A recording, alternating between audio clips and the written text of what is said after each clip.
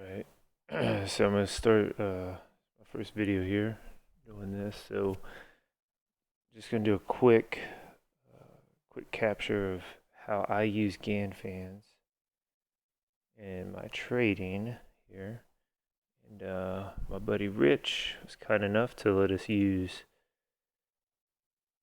his stock that he's in to sort of do this. So what I'll do first is I'm going to go back to about 6 months out. Okay, so right now we're in August or September, so that's going to be March. So about here, okay. And you can use this on the side to sort of make it all fit. So that's what I do. So now that I have my 6 month window, this is what I'm kind of looking at. I'm going to grab the horizontal line here, use my magnet tool like that, set my upper limit, and then I'm going to find wherever the lower limit is. Now this is for the whole 6 month period.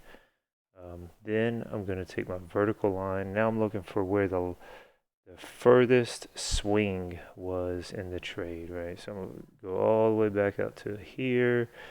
I'm looking, and this is about, this was like a nice little swing before it went back down. So we're going to set our vertical line on that bar there. Okay. Now I'm not real concerned about locking any of this stuff. I don't normally touch it whenever I get going, but we're going to lock some things here in a minute. Then I'll grab my vertical trend line. So I'm looking, these are just my reference lines. I need to be at a 45-degree angle. Okay, 45-degree angle. Then I'm going to make sure that this number here lines up with this so that it's all square, right? So that's good. Now let's lock that in place so we don't move it on accident. All right, do the same thing down here. Come up, looking for 45-degree.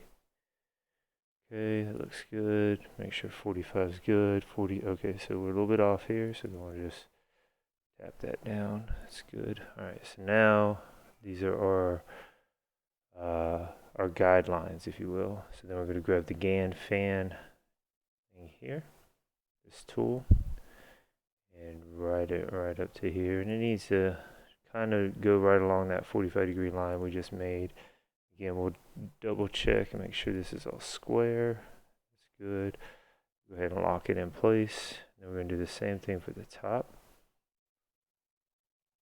Come back down here. Make sure it's as good as we can get it on that guideline. Doesn't have to be perfect, but it needs to be pretty good, pretty close.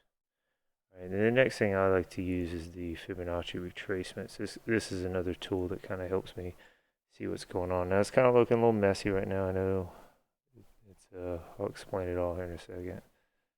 All right, so I got that. Got this. Make sure this is lined up square here. Okay, we're good. All right, so now everything's kind of locked in. We can start moving things around and taking a look at what's going on. All right, so the Fibonacci retracement, like I was telling you, this is kind of another tool I use to sort of show me where my golden zone is. This is what I call the golden zone. Trades inside of here. This is where I'm looking to trade at. This is great stuff down here in this red zone. You could find some things that that might you can see down here how this is traded in the red zone and eventually went back up here. A lot of times what happens is this red zone area, if we were to scroll out back here, now I know that we'd have to draw it all out over here, but it's usually not the greatest place to look for trades. And then the green zone up here usually is also not great because things are about to cap out and fall back down. So it's kind of what we're looking at. So it kind of gives me just an idea of where I want to trade at. I'm not saying I won't find things down here in the red zone. I generally won't even look in the green zone up here, but it just kind of gives me an idea what's going on. Next, what I like to do is, because now we got all this stuff laid over, it's kind of hard to see where my lines are. So these fans are on angles, and it's the guy that created these, W.D. Gann, he was using them to sort of predict market direction, which is kind of what I use them for also.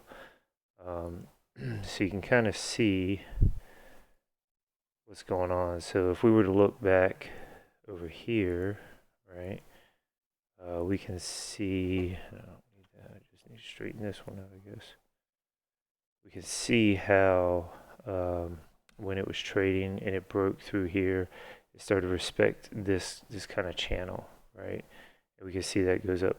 Now you gotta have to bear with these fans, right? They're not precise. You have to see where it's respecting the lines at, because we can see, for instance, here, if we went back, we can see it's coming down and respecting this line. Then all of a sudden it sort of fall.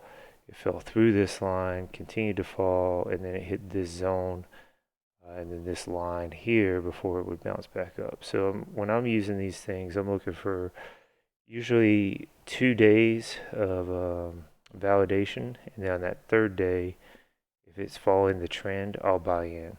Right. So our buddy Rich here, why is this moving around? Oh, it's because I didn't lock it. That's great. All right. Well, bear with me.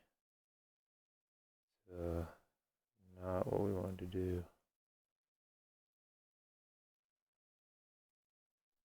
All right. Let's see. Undo button.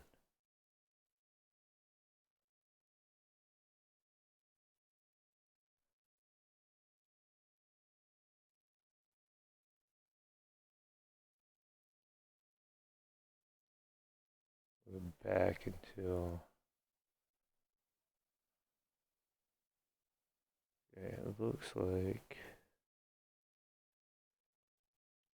it's all square right there. All right, well, see what happens. You don't lock it, and it slides all over the place, and then it could really throw you off. So back to what we were talking about here. All right, so we should be square now. Now it looks like a whole different picture. Huh? Take a look here again. If you haven't figured it out yet, I'm no professional at this. All right, just trying to do the best I can with the tools I got. All right.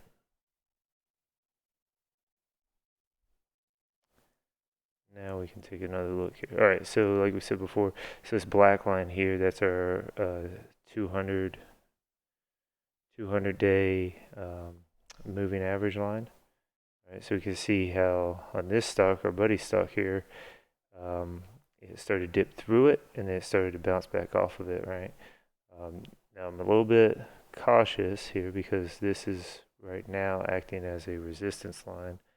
We can see that today it sort of went through it, and then retracted back down. So, we'll have to take we probably keep watching this one to see what would happen. Now, if it were to go above here and maybe hit this, start to, flirt with this line a little bit, I might be a little bit more interested.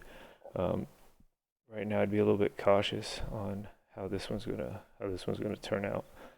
But yeah, so that's how I draw my fans and my Fibonacci retracements and how I use them.